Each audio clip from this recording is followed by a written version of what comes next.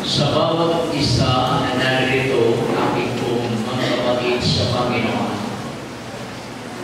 At siguro ating nakuwaan ang mensahe ng ating narinig na hindi lahat ang tumatawag sa ating Panginoong Jesucristo ay Kanyang nakikilala, kundi yun lamang sumusunod ng kalooban ng Amang nasa.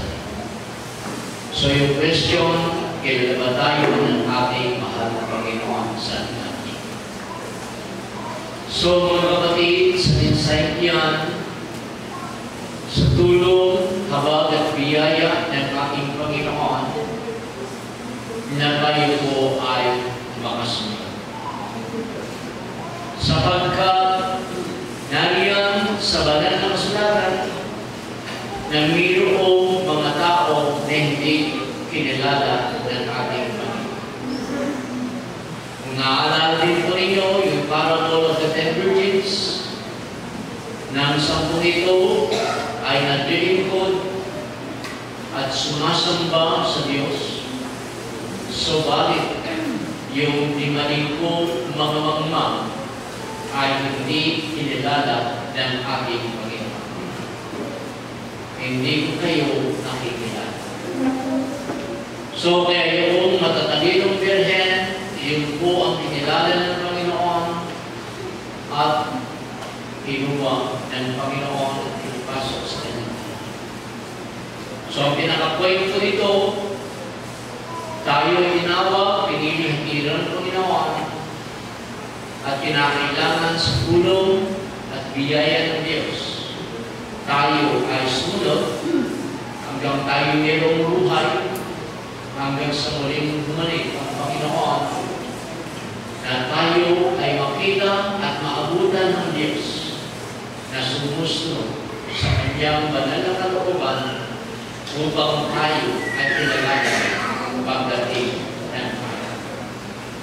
At tayo ay nagpapasalamat sa Diyos sapagkat Siya ang kumilos sa ating buhay, nagbukas ng ating mga puso pag-unawa kay Sipan, na Siya tumawag sa atin, at ito ay isang pribilegyo at isang biyaya at pagpapala ng Diyos na tayo nagkabuo ng pag-asa at ng buhay ng Panginoon.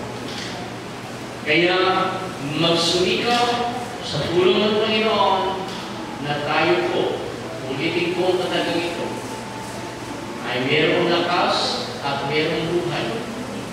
Ang dumating ng Panginoon na anuman ang mga pagsubok, anuman ang kahirapan, karamdaman, kawalan, pag-uusik, anuman ang inyong pinagdadaanan, magpatuloy lang po na maglingkod sa Panginoon at darating ang araw ang lahat ng mga bagay niya ay mapapaw at tayo magkakaroon ng buhay walang mula na pangako at bigay ng Panginoon. So ngayon po, tayo ngayon ay dadako po sa banal na hapunan. Bagamat sinabing banal na hapunan, hindi naman po gabi, last supper. Kundi ngayon po, lunch po, ito po ay tanghalian. So ngayon po, ang pinag-uusapan dito ay ang sinabi ng puso ko ng mga salita ng ating dakilang Diyos. Namin po ang Ebanghelyo, pagkamatay, pagkalibing, at pagkabuhay ng ating Panginoon. Bagamat si Apostol Paul ay hindi kabilang sa 12 apostoles, dahil si Apostol Paul ay na-convert sa Acts chapter 9, at dito po nagpasimula na mayroong magbabago sa kanyang buhay, at siya na po ay nag-aral ng Ebanghelyo ng ating Panginoon. So dito din ay dinibigay ni Apostol Paul sa 1 Corinthians chapter 10, 16, 17, binigay niya ng diin. At dito po sa 1 Corinthians 11, verse 23, up to last verse, na binigyan diin po ni Apostol Paul na palagi nating alalahanin ang kamatayan ng ating Panginoon. So hindi na po ngayon pinag-uusapan ng umaga kung ito'y tanghali gabi, kundi ito po ay ating inaalala hanggang sa muling pagbabalik ng ating mahal na Panginoon. Bakit kinakailangan natin alalahanin palagi sa ating buhay ang kamatayan ng ating dakilang Diyos? Una, dapat natin maunawaan ng dahil sa pag-ibig ng Panginoon sa atin. Mismo ang Diyos ay nagkatawang tao kung bakit na-mention ng John 3:16, "For God so loved the world that He gave His only begotten Son, that whosoever believeth on Him should not perish, but have an everlasting." So yung siya magkatawang tao, na-mention ng multo na anak, na ibinigay niya ang kanyang sarili, kahit ng Romans, na dahil sa tayo ay mga kasalanan, siya'y namatay para tayo ay iligtas sa ating mga kasalanan. So, sapagkat tayong lahat ay patungo sa impyerno, yung rightful judgment, lake of fire, second death. So, ang mga tao, dahil mahal ng Panginoon, kinahabagan po at tinawa ng Diyos ang nais niyang kahabagan at gawa. So, nang siya nagkatawang tao, inialay niya ang kanyang buhay at tayo tinubos. Kaya siya po ay Redeemer. Siya ang manlubos at siya ang Savior at siya ang makapagbibigay lamang ng assurance o katiyakan ng ating mga kaluluwa. Kaya sa banal na kasulatan, ang mga apostoles, pinangalan nila na walang ibang tagapagligtas maliban sa ating Panginoon Yesus, bagamat sila'y naglanggo, bagamat sila'y narinig po na mayroon na pugutan ng ulo, katulad ni James, at yung persecution, hindi biro-biro, pero nananatili po silang nagpapatuloy sa pag-aaral, sa pagtuturo, sa Ebanghelyo ng ating Panginoon patungkol sa ating Panginoon Yesus. So kaya po mga kapatid, sa bawat mga Kristiyano, kung ating titignan ang mga disipulo ng Panginoon, handa silang mamatay para sa ating mahal na Panginoon. Para ipahayag ang kadakilaan, kabutihan at ebanghelyo ng ating mahal na Panginoon. Kaya po, kung ating titignan ang banal na kasulatan sa bawat nagbabasa ng Biblia, hindi biro-biro ang naging katayuan ng ating Panginoon Jesus. In the Old Testament, nakapropesya na siya, Isaiah chapter 53, 1-5, makikita natin, nang-dahil sa kanyang mga latay, nang-dahil sa kanyang mga mukho, nang-dahil sa kanyang sugat, na kanyang tinamo, tayo ay pinadali sa lahat ng uri ng sakit at karamdaman. At wala mong makikita magandang kaanuhan maging sa kanyang mukha. Ang mga bagay niyan na nakapropesya ay nagkaroon ng katuparan sa bagong tipan upang tayo ay ligtas, sadyang nakapamakan at magtamo ng buhay na wala. Nang siya ay nagkatawang tao, gumawa siya ng himala, kapabalaghan, maraming mga inaalin ng masang espiritu na kanyang pinagaling, pinakain yung mga nagugutom na tao, yung anumang uling karamdaman na kanyang pinagaling, si Lazaro na 4 na araw na patay kanyang buhay ay kanyang itinalik at maraming mga himala na ginawa ng Diyos. Subalit isang araw na siya na po ay huli upang magkaroon ng katumparan na kinakailangan na mayroong dugong banal, dugo, walang kapintasan sa Hebrews 9:22, kinakailangan na yung dugo, hindi Old Testament, yung mga kordero na ginagamit, pero ang kordero ngayon, hindi na yung mga hayop, kundi ang kordero ng Diyos, na walang iba kundi ang ating Panginoon Jesucristo, na yung dugo na yun, yun ang pinagtubos sa ating mga kasalanan. So, makikita natin, naging a short story, mga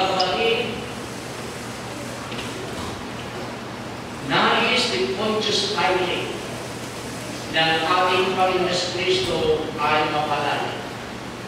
Dahil sa kapistahan, mayroong utusan na batas na mayroong palalayain ng isang bilang.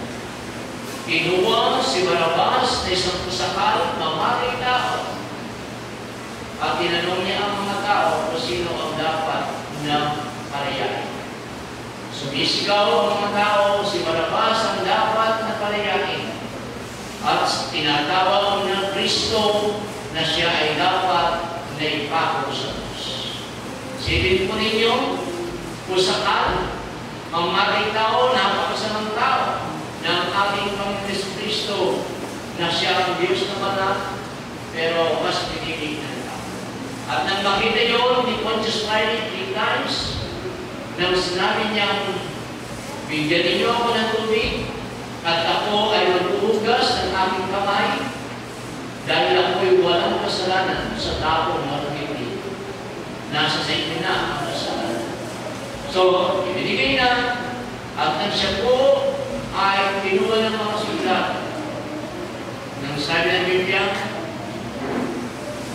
yung kanyang kasulatan, pinagdalawang siya, binigyan siya ng tampo, ikaw ang ari, ikaw ang Mesaya, maraming mga kamukya. Hindi lang kamukya, kundi talaga pangnalain.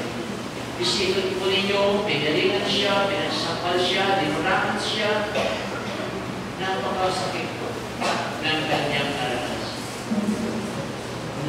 Lagi siya ng koronang tinik, at siya po ay dinadaon sa bundok ng Golgotha. At nariyan yung krus na kanyang pinapasang. Pero si Simon na si Rene, na isang tumulong na siya bunagbuhat upang makating doon sa bundok na yun ng Golgotha, hanggang siya po ay mawala na po ng buhay doon sa krus ng Calvary. At ang katagang binitawan niya na siya pa rin po ay nilalay, bakit hindi ko bumaba sa lugar niya, ligtas na yung sarili. Sabi niya, ako, patawarin mo sila, hindi nila alam ang kanilang. So, hanggang sa last na sinabi niya, it is finished, Father, with your hands I command my spirit, at sinawalan na. So, ang pinaka-point lang dito, kung inyong babasahin at titignan ang kasaysayan, ang naranasan na wala, kundi welcome at nagalakan po namin na kasama kayo sa gawain ng Panginoon, ay yung mga kapatid namin, mga nagatidan na nagkaroon po ng bisita at isama dito. So, welcome po kayo sa gawain ng Panginoon. So, yun nga lang po, ang gatitipan po kayo ng bautismo sa pangalan ng Panginoon Jesus, hindi po muna kayo maaari kumain ng tinapay na sumisimbolo ng katawan ng Panginoon ng bread of life, at yung katas ng ubas na ito po ay sumisimbolo sa New Testament, yung dugo ng Panginoon, na hindi tayo pwedeng uminom po muna ang gatiti na bawat. Ngayon din po, sa bawat mga anak ng Diyos, sa bawat naglilingkod sa Diyos. Sabi nga ng banal na kasulatan, sulat ni Apostol Paul, suriin ninyo ang inyong mga sarili. Kasama po ako. Suriin natin ang ating mga sarili kung tayo ay worthy, kung tayo karapat-dapat na kumain sa tinapay nito at katas ng ubas nito na sumisimbolo sa katawan at dugo ng ating. Sapagkat kung ito'y ating kakainin at nandiyan yung tinanakit, nandiyan yung ungkot, nandiyan yung mga bagay na hindi ayos kalooban ng Panginoon. Pagkatapos tayo mag-take nito, hindi po tayo kalooban. So, kung bakit pinakalasalain natin ang ating sarili, magpalinis tayo sa Panginoon, at narin magpakumaba tayo, magpatawad tayo, kung mayroon magpapakasala sa atin. So, kinakailangan na sa pagkain natin ng Panginoon nito, tayo po ay nariyan na nagpapalinis, nagpapakumbaba sa harapan ng Panginoon.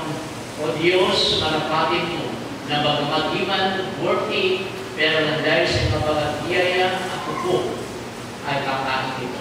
So, mga kapatid, dahil sa Biblia, sa halip, kung tayo ay hindi po karapat-dapat, talagang hindi naman talaga tayo karapat-dapat. Pero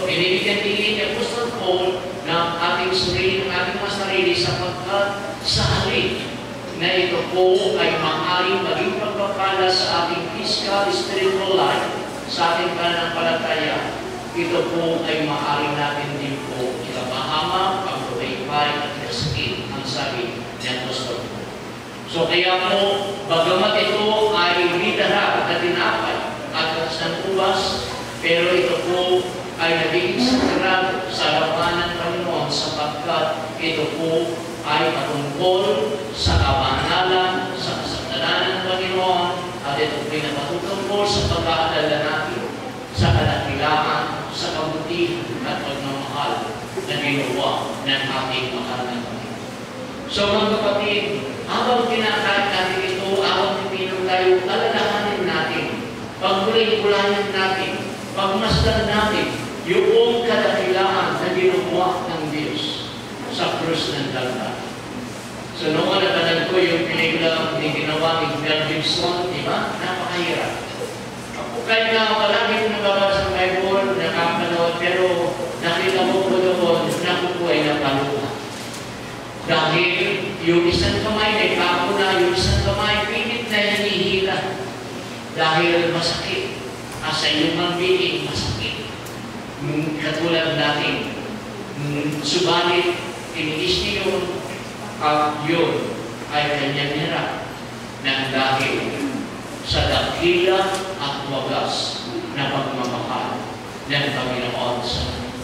Kaya mga kapatid, sa oras ito, alalahanin natin na sa pagkain natin ito, ang ulitin ko po na isipin ninyo ang mga bagay na ginawa na hirap at pagdurusa ng ating mahal na Panginoon. Na ang tinapay nito ay sinisimulot, ang bukas na bukas din sinisimulot, Panginoon, sa iyong pagsasakripisyo. Nang dahil sa iyong buhay, ako ay nagkaroon ng pagpasa. So mga kapatid, hindi yung binigay dito dahil gutom na ako, pagkakal na ay, pagkain na paano medyo yung gutom ko, hindi po. Naalala natin, ito po ay mahalaga na hindi ito ordinaryong gawain na kinain mo para ang baliwala. So habang ito kinakain, ginagawa natin ang ating puso, ang ating kaisipan ay ating ituon sa Kanya at ating alalahanin ang hirap at dusa na ginawa ng ating mahal. So mga kapatid, hindi po biro-biro at ito po ay sagrado, ito po ay mayroong kabanalan. At sa oras nito, ay lahati ko kayo at tayo po ay manalangin at habang binibigay po ito pong inapay at gatas ng buwas. So mga kapatid, sa oras nito, tayo po ay lumapit sa trono ng biyaya ng Panginoon. O Diyos na makapangyarihan sa lahat, ang iisang Diyos na tunay na walang kabantay at walang katulad. Ikaw ang hari ng mga hari, Panginoon ng mga Panginoon. Ikaw ang likha ng lahat ng mga bagay, subalit ikaw ay nagkatawang tao at nagpakababa. Upang kami abutin mo, Panginoon, upang kami ligtas mo sa tiyak na kapamakan. Nagpapasalamat po kami, O Diyos, sa iyong kadakilaan, sa iyong kabutihan, O Diyos. Salamat po sa iyong pagpapala, salamat po sa iyong biyaya, Panginoon.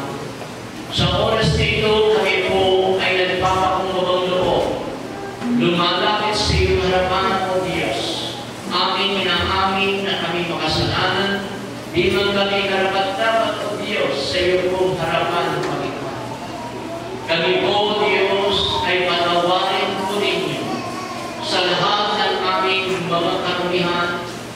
Kami po ay ugas ni Dugong Banal, Panginoon, at kami marapatin po na maging karapat-dapat sinarpan at patawarin sa lahat ng sala at pagkakamali maging sa aming mga kapulanan, Ama, na ikaw na po ang magbigay kapulutan. Panginoon, narito kami, O Diyos, ng aming puso, ng aming kaisipan, ng aming kaluluwa, espiritu at katawan ay aming iniaalis sa iyo, Panginoon. Na marapatin mo na kami maging kalugod, maging kaaya-aya, at maging natanggap-tanggap, Panginoon, sa iyo pong banal na harapan, O Diyos. Kami alalahanin, O Diyos, sa oras dito, ang iyong kadakilaan. Na ikaw, Panginoon, ay nabayubay sa krus ng Kalbaryo at inialay ang iyong buhay, Panginoon, umago sa iyong dugong banal sa krus ng Kalbaryo nang dahil sa aming sala upang kami magkamo ng kaligtasan at Panginoon. Nang dahil sa iyong mababa at awa, biyaya, Panginoon, nang dahil sa mga pagpapala mo, Diyos, narinig mo kami nang dahil sa iyong dakila, wagas mong pag-ibig, lubos ang aming pasasalamat, Panginoon, na sa oras na ito'y aming aalahanin, Panginoon, ang iyong kamatayan, O Diyos. Dakilang Diyos, basbasan mo po ang dinamay nito, Ama, na ito'y sumisimbolo ng iyong katawan, Panginoon, at ang katas ng ubas, Panginoon, na sumisimbolo, O Diyos, ng iyong dugo, Panginoon, at nagkaroon ng bagong tipan ng dahil sa biyaya, Panginoon. Dakilang Diyos, basbasan mo ito at silbing kalakasan, vitamina, O Diyos, ng aming katawang lupa. Maging matatag ang aming pananampalataya, O Diyos, upang kami kapuloy, Panginoon, na makapaglingkod po sa iyo, Panginoon. Dakilang Diyos, sa oras nito, Panginoon, narito po kami, Panginoon, sa iyo pong harapan, nagpapakumbaba. Ang iyong gasgas, Panginoon, sa tinapay at katas ng ubas nito, Panginoon, na aming gagamitin, O Diyos, sa pag-aalala sa iyong kamatayan. Ito po ang aming dalangin sa iyong banal at makapangyarihang pangalan sa pangalan ng aming Panginoon Yesus na aming Diyos at tagapagligtas. Ang lahat ng mga anak ng Diyos ay magsabing Amen. Hawakan po natin ang mga tinapay sa ating kanang kamay. Sapagkat tinanggap ko sa Panginoon ang ibinibigay ko naman sa inyo, na ang Panginoong Yesus nang gawing siya'y magkanulo ay tumampot ng tinapay. At nang siya makapagpasalamat ay kanyang pinagputol-putol at sinabi, ito'y aking katawan na pinagputol-putol dahil sa inyo. Gawin ninyo ito sa pag-aala-ala sa akin sabay-sabay ko.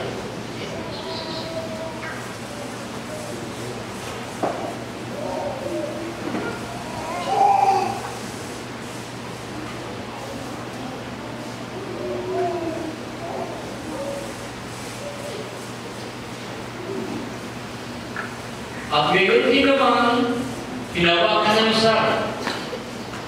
Pagkatapos na makahapon na sinasabi, ang sarap nito'y siyang bagong tipan sa aking dugo. Gawin ninyo ito sa tuwing kayo'y magsisinom sa pag-aala-ala sa akin sabay-sabay ko.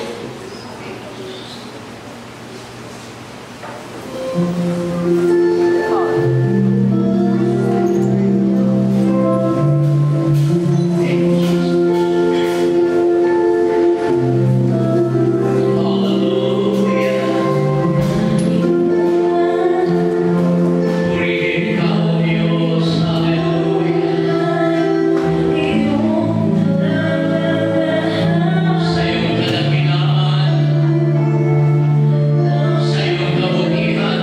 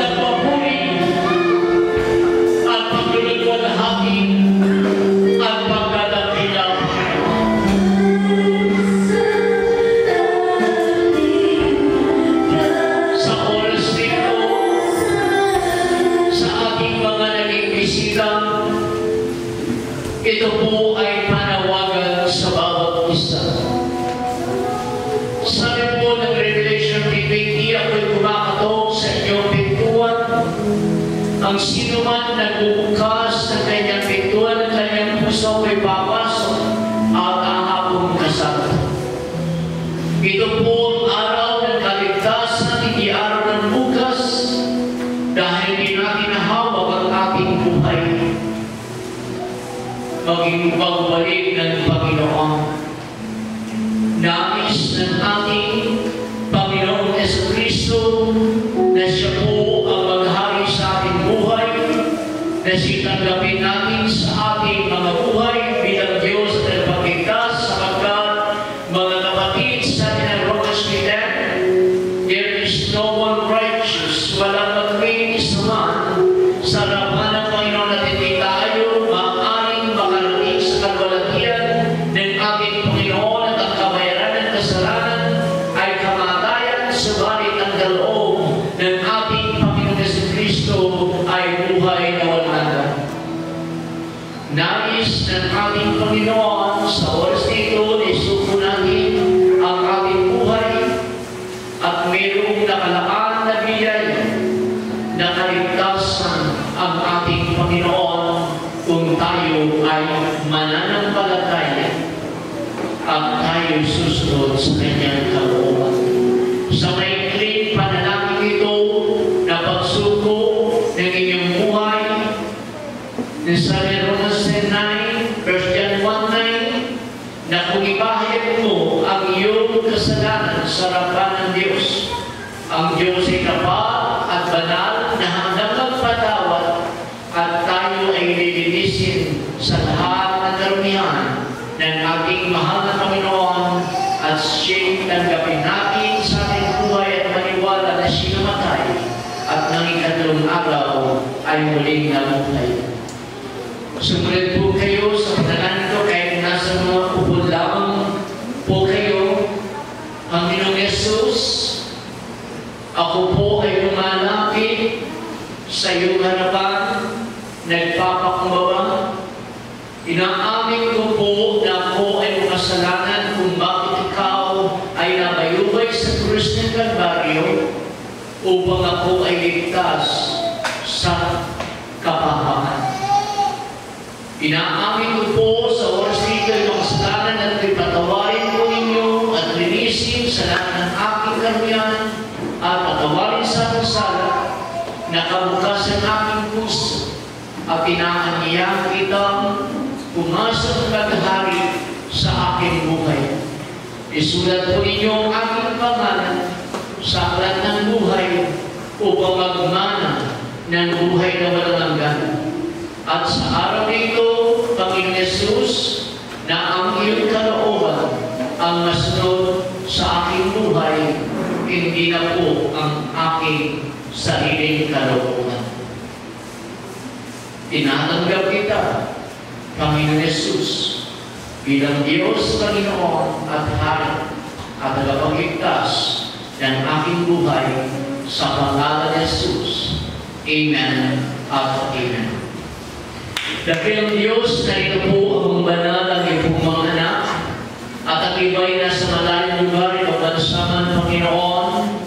Sa oras na ito, dakilang Diyos, gumawa kayo ng himala sa bawat buhay ng bawat isa na ito, Panginoon.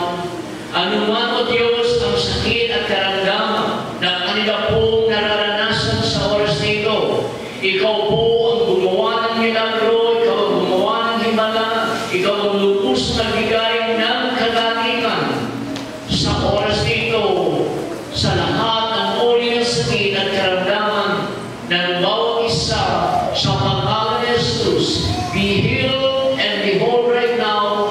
Receive the power of God right now. Receive your complete healing right now in the mighty name of Jesus Christ of Nazareth. Sa bawat merong sirangin, sa bawat merong problema, at